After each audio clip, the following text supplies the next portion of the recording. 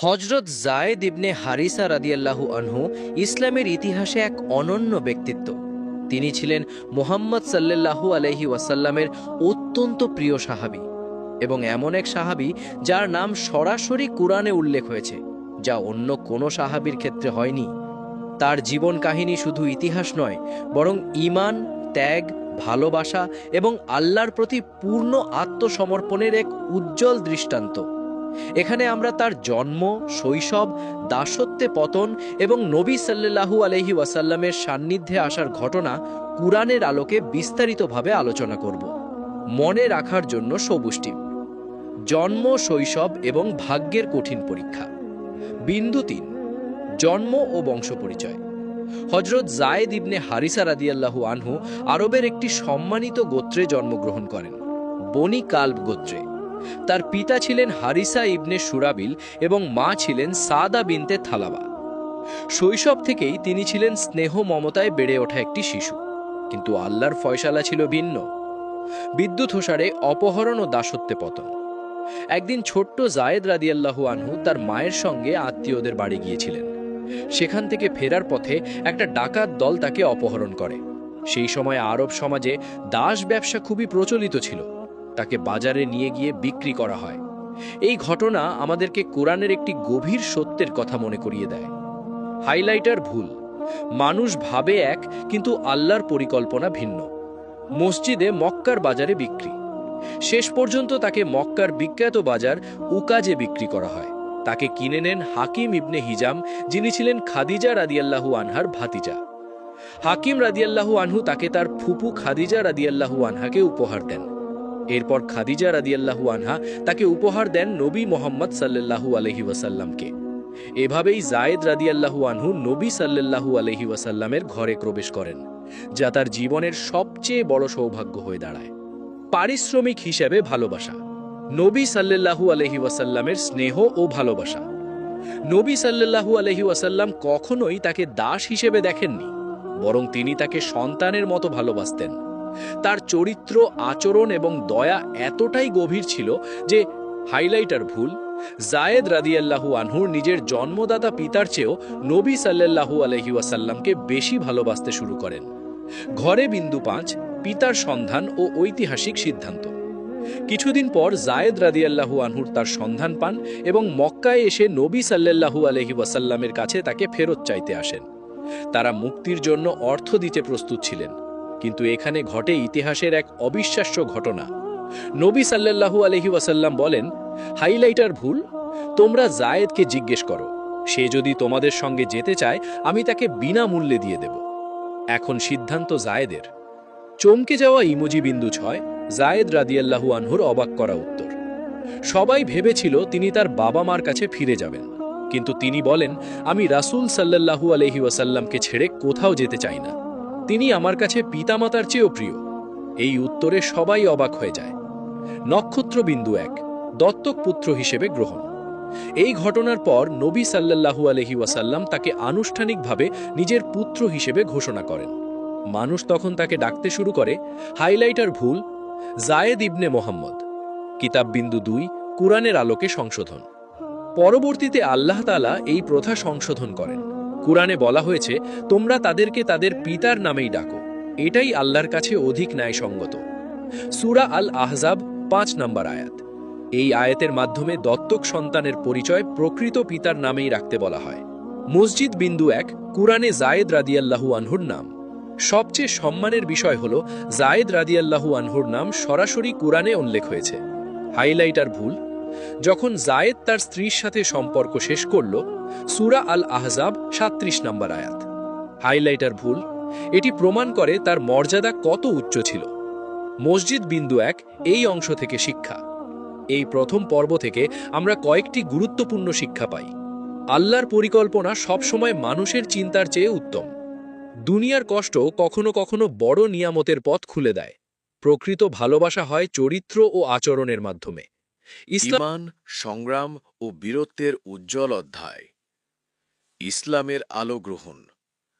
যখন নবী সাল্লাল্লাহু আলাইহি ওয়াসাল্লামের ওপর প্রথম ওহী নাজিল হয়, তখন মক্কার সমাজ শিরক, কুসংস্কার ও জাহিলিয়াতে পরিপূর্ণ ছিল। এই অন্ধকার যুগে কিছু সৌভাগ্যবান মানুষ খুব দ্রুত সত্যকে গ্রহণ করেন। হজরত জায়েদ রাদিয়াল্লাহু আনহু ছিলেন সেই অগ্রগামীদের একজন। তিনি খুব কাছ থেকে নবীর সাল্লাল্লাহু আলহি ওয়াসাল্লামের চরিত্র দেখেছিলেন, সত্যবাদিতা, আমানতদারিতা, দয়া ও ন্যায়পরায়ণতা। তাই যখন নবুয়তের ঘোষণা এলো, তার মনে কোনো সন্দেহ জন্মাল না। তিনি দ্বিধাহীনভাবে ইসলাম গ্রহণ করেন। এখানে একটি গভীর শিক্ষা আছে। সত্যকে গ্রহণ করতে যুক্তির পাশাপাশি চরিত্রের প্রভাবও অত্যন্ত গুরুত্বপূর্ণ। প্রথম দিকের মুসলিমদের একজন। ইসলামের প্রাথমিক যুগে যারা ঈমান গ্রহণ করেছিলেন, তাদেরকে অকথ্য নির্যাতন সহ্য করতে হয়েছিল। যদিও জায়েদ রাদিয়াল্লাহু আনহু নবীর সাল্লাল্লাহু আলহি ওয়াসাল্লামের আশ্রয় ছিলেন, তবুও তিনি মুসলিমদের কষ্ট কাছ থেকে দেখেছেন এবং মানসিকভাবে সবকিছুর অংশীদার ছিলেন। তিনি কখনো নিজের নিরাপত্তাকে অগ্রাধিকার দেননি, বরং সর্বদা দ্বীনের কাজে নিজেকে নিয়োজিত রেখেছেন। নবীর সাল্লাল্লাহু আলহি ওয়াসাল্লামের প্রতি গভীর ভালোবাসা। জায়েদ রাদিয়াল্লাহু আনহুর সবচেয়ে বড় বৈশিষ্ট্য ছিল তার ভালোবাসা। একবার কেউ তাকে জিজ্ঞেস করেছিল, তুমি কি চাও তুমি মুক্ত হয়ে পরিবারে ফিরে যাও আর নবীর সাল্লাল্লাহু আলহি ওয়াসাল্লাম তোমার স্থানে থাকুন? তিনি উত্তর দেন, আল্লাহর কসম, আমি চাই না নবীর সাল্লাল্লাহু আলহি ওয়াসাল্লামের গায়ে একটি কাঁটাও বিধুক আর আমি আরামে থাকি। এই ভালোবাসা শুধু আবেগ ছিল না, এটি ছিল ঈমানের বাস্তব প্রকাশ। হিজরত ও নতুন জীবন। যখন মুসলিমদের উপর নির্যাতন বেড়ে যায়, তখন নবীর সাল্লাল্লাহু আলহি ওয়াসাল্লাম মদিনায় হিজরতের নির্দেশ দেন। জায়েদ রাদিয়াল্লাহু আনহু এই গুরুত্বপূর্ণ যাত্রায় সক্রিয়ভাবে অংশগ্রহণ করেন। মদিনায় পৌঁছে তিনি একটি নতুন ইসলামী সমাজ গঠনের কাজে যুক্ত হন। ইসলামের জন্য যুদ্ধ ও ত্যাগ। জায়েদ রাদিয়াল্লাহু আনহু ছিলেন একজন সাহসী যোদ্ধা এবং দক্ষ নেতা। তিনি বহু গুরুত্বপূর্ণ যুদ্ধে অংশগ্রহণ করেছেন। বদরের যুদ্ধ। বদরের যুদ্ধ ছিল ইসলামের প্রথম বড় যুদ্ধ। এই যুদ্ধে মুসলিমরা সংখ্যায় কম হলেও আল্লাহর সাহায্যে বিজয় লাভ করেন। জায়েদ রাদিয়াল্লাহু আনহু এই যুদ্ধে অংশগ্রহণ করেন এবং সাহসিকতার পরিচয় দেন। উহুদের যুদ্ধ। উহুদের যুদ্ধে মুসলিমরা কঠিন পরীক্ষার সম্মুখীন হন। এই যুদ্ধে জায়েদ রাদিয়াল্লাহু আনহু নবীর সাল্লাল্লাহু আলহি ওয়াসাল্লামের পাশে থেকে সাহসিকতার সাথে লড়াই করেন। খন্দকের যুদ্ধ। খন্দকের যুদ্ধে মদিনাকে রক্ষা করার জন্য খন্দক খনন করা হয়। জায়েদ রাদিয়াল্লাহু আনহু এই কাজেও অংশগ্রহণ করেন এবং প্রতিরক্ষায় গুরুত্বপূর্ণ ভূমিকা পালন করেন। নেতৃত্ব ও দায়িত্ব। জায়েদ রাদিয়াল্লাহু আনহুর একটি বিশেষ বৈশিষ্ট্য ছিল নেতৃত্বের যোগ্যতা। নবীর সাল্লাল্লাহু আলহি ওয়াসাল্লাম তাকে বিভিন্ন অভিযানে সেনাপতি হিসেবে নিযুক্ত করেন। এটি প্রমাণ করে তিনি শুধু একজন সাহাবীই নন, বরং একজন বিশ্বস্ত নেতা ছিলেন। মুর্তার যুদ্ধ, জীবনের শেষ অধ্যায়। মুর্তার যুদ্ধ ইসলামের ইতিহাসে একটি গুরুত্বপূর্ণ যুদ্ধ। এই যুদ্ধে নবীর সাল্লাল্লাহু আলহি ওয়াসাল্লাম ৩ জন সেনাপতি নির্ধারণ করেন: জায়েদ ইবনে হারিসা রাদিয়াল্লাহু আনহু, জাফর ইবনে আবু তালেব রাদিয়াল্লাহু আনহু, আবদুল্লাহ ইবনে রাওয়াহা রাদিয়াল্লাহু আনহু। প্রথম সেনাপতি ছিলেন জায়েদ রাদিয়াল্লাহু আনহু। শাহাদাত। যুদ্ধের ময়দানে জায়েদ রাদিয়াল্লাহু আনহু অত্যন্ত সাহসিকতার সাথে লড়াই করেন। শেষ পর্যন্ত তিনি শাহাদাত বরণ করেন। তিনি ইসলামের জন্য নিজের জীবন উৎসর্গ করেন। নবীর সাল্লাল্লাহু আলহি ওয়াসাল্লামের শোক। জায়েদ রাদিয়াল্লাহু আনহুর শাহাদাতের খবর শুনে নবীর সাল্লাল্লাহু আলহি ওয়াসাল্লাম অত্যন্ত কষ্ট পান। তিনি কেঁদে ফেলেন, যা তার প্রতি গভীর ভালোবাসার প্রমাণ। কুরআনের আলোকে তার মর্যাদা। কুরআনে তার নাম উল্লেখ হওয়া তার মর্যাদার বড় প্রমাণ। এটি দেখায় আল্লাহ তার ত্যাগ ও অবদানকে বিশেষভাবে মূল্যায়ন করেছেন। এই পর্ব থেকে শিক্ষা: সত্যিকারের ঈমান ত্যাগের মাধ্যমে প্রমাণিত হয়। আল্লাহর পথে কষ্ট সহ্য করা সফলতার অংশ। নেতৃত্ব মানে দায়িত্ব ও আত্মত্যাগ। নবীর সাল্লাল্লাহু আলহি ওয়াসাল্লামের প্রতি ভালোবাসা ঈমানের অংশ। পারিবারিক জীবন, বিবাহ ও কোরআনের ঐতিহাসিক বিধান। বিবাহ, সামাজিক বাস্তবতা ও নববী হিকমা। ইসলামের শুরুর যুগে সমাজে বংশ, মর্যাদা ও সামাজিক অবস্থানকে খুব গুরুত্ব দেওয়া হতো। সেই প্রেক্ষাপটে নবী মুহাম্মদ সাল্লাল্লাহু আলাইহি ওয়াসাল্লাম একটি গুরুত্বপূর্ণ সামাজিক সংস্কার আনতে চাইলেন। তিনি তার আত্মীয় ও সম্মানিত কুরাইশ নারী জায়নাব বিনতে জাহাস রাদিয়াল্লাহু আনহার সাথে জায়েদ রাদিয়াল্লাহু আনহুর বিবাহ দেন। এই বিবাহ ছিল একটি শক্ত বার্তা। ইসলামে মর্যাদা নির্ধারিত হয় তাকওয়া দ্বারা, বংশ বা সামাজিক অবস্থান দ্বারা নয়। দাম্পত্য জীবনের চ্যালেঞ্জ। যদিও এই বিবাহ ছিল একটি মহান উদ্দেশ্য, কিন্তু বাস্তব জীবনে তাদের মধ্যে মানসিক ও সামাজিক পার্থক্যের কারণে কিছু সমস্যা দেখা দেয়। জায়নব রাদিয়াল্লাহু আনহা ছিলেন উচ্চ বংশীয়, আর জায়েদ রাদিয়াল্লাহু আনহু ছিলেন একসময় দাস। এই সামাজিক পার্থক্য তাদের সম্পর্কে প্রভাব ফেলেছিল। জায়েদ রাদিয়াল্লাহু আনহু একাধিকবার নবী সাল্লাল্লাহু আলাইহি ওয়াসাল্লামের কাছে এসে তার দাম্পত্য সমস্যার কথা জানান। নবী তাকে বারবার উপদেশ দেন, তুমি তোমার স্ত্রীকে ধরে রাখো এবং আল্লাহকে ভয় করো। কোরআনের ঐতিহাসিক নির্দেশনা। এই ঘটনাকে কেন্দ্র করে কোরআনে একটি গুরুত্বপূর্ণ আয়াত নাজিল হয়। যখন তুমি তাকে বলেছিলে, যাকে আল্লাহ অনুগ্রহ করেছেন এবং তুমি অনুগ্রহ করেছ, যে তুমি তোমার স্ত্রীকে রেখে দাও এবং আল্লাহকে ভয় করো। সূরা আল আহজাব ৩৭। এই আয়াতের মাধ্যমে একটি বড় সামাজিক বিধান প্রতিষ্ঠিত হয়, তালাক ও আল্লাহর ফয়সালা। শেষ পর্যন্ত জায়েদ রাদিয়াল্লাহু আনহু ও জায়নাব রাদিয়াল্লাহু আনহার মধ্যে তালাক হয়ে যায়। এরপর আল্লাহর নির্দেশে নবী নিজেই জায়নাব রাদিয়াল্লাহু আনহাকে বিবাহ করেন।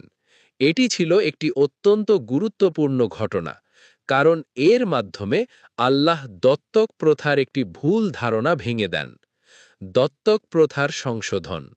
ইসলামের আগে দত্তক সন্তানকে নিজের সন্তান হিসেবে গণ্য করা হতো, এমনকি তার স্ত্রীকেও নিজের পুত্রবধূ হিসেবে ধরা হতো।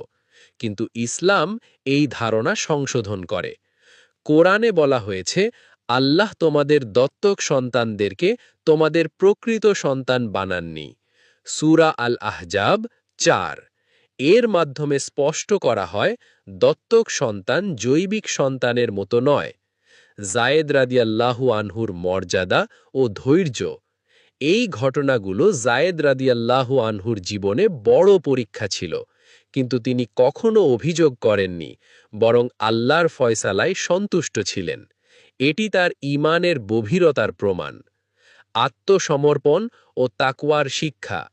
জায়েদ রাদিয়াল্লাহু আনহুর জীবন থেকে আমরা একটি গুরুত্বপূর্ণ শিক্ষা পাই। আল্লাহর সিদ্ধান্তের সামনে নিজেকে সম্পূর্ণভাবে সমর্পণ করা।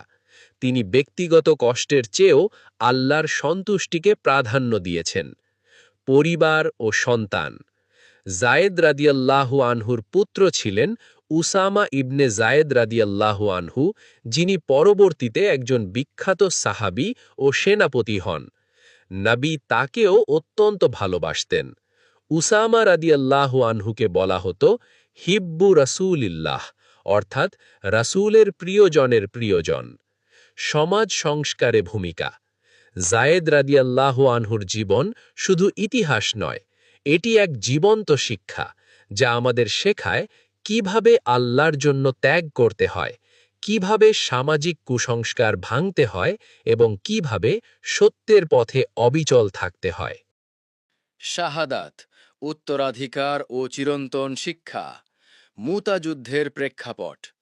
ইসলামের বিস্তারের সঙ্গে সঙ্গে বাইরের শক্তিগুলোর সঙ্গে সংঘাত শুরু হয়। এই প্রেক্ষাপটে সংঘটিত হয় ঐতিহাসিক মুতা যুদ্ধ। এই যুদ্ধে মুসলিম বাহিনী ছিল তুলনামূলকভাবে ছোট, আর প্রতিপক্ষ ছিল শক্তিশালী রোমান সাম্রাজ্যের মিত্রবাহিনী। নবী মুহাম্মদ সাল্লাল্লাহু আলাইহি ওয়াসাল্লাম এই যুদ্ধে ৩ জন সেনাপতি নির্ধারণ করেন। ১. জায়েদ ইবনে হারিসা রাদিয়াল্লাহু আনহু। ২.